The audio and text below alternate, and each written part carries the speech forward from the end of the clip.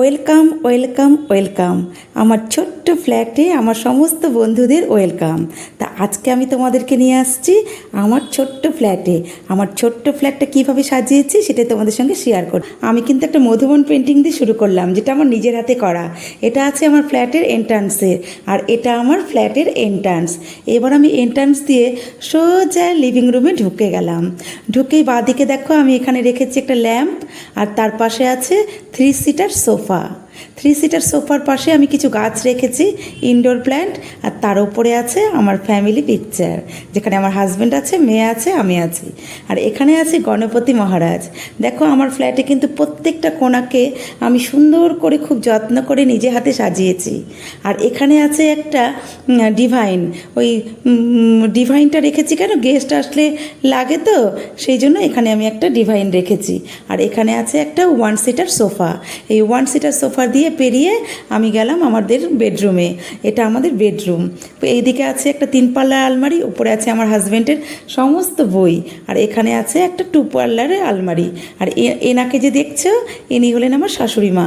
আর এই যে জানলাটা, এই জানলা দিয়ে কিন্তু রাজবাড়ি দেখা যায়, যদিও আমি তোমাদেরকে এখন দেখাতে পারলাম না, আর একদিন দেখাবো। আর এই পাশে আছে, এই দেখো আমার হিরোর একটা বড় ছবি লাগিয়ে রেখেছে। এই হলো আমাদের ফার্স্ট বেডরুম। এবার ফার্স্ট বেডরুম দিয়ে বেরিয়ে আবার আমি ড্রয়িং রুম, এখানে আছে একটা শু র্যাক, আর ওপরে টিভি আছে। তাই ওই ড্রয়িং রুম দিয়ে যাচ্ছি দ্বিতীয় বেডরুম, যেটাকে মাস্টার বেডরুম বলে।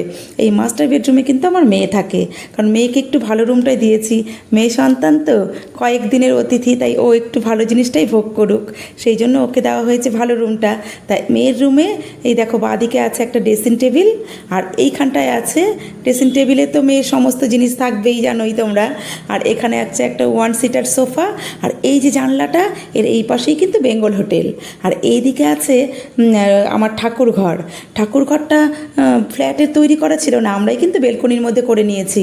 ফ্ল্যাটে তো খুব ছোট্ট জায়গার মধ্যে আমরা একটা ঠাকুরঘর বানিয়ে নিয়েছি। আর ঠাকুরঘরের ঠিক অপোজিটে আছে একটা ছোট্ট বেলকনি।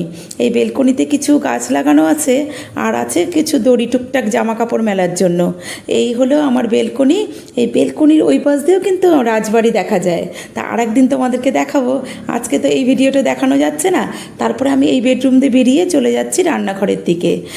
আবার সেই আমাকে ড্রয়িং রুম দিয়ে কিন্তু বেরোতে হচ্ছে। এখানে আছে একটা ইন্ডিয়ান বাথরুম, আর এদিকে আছে একটা কোমোড বাথরুম।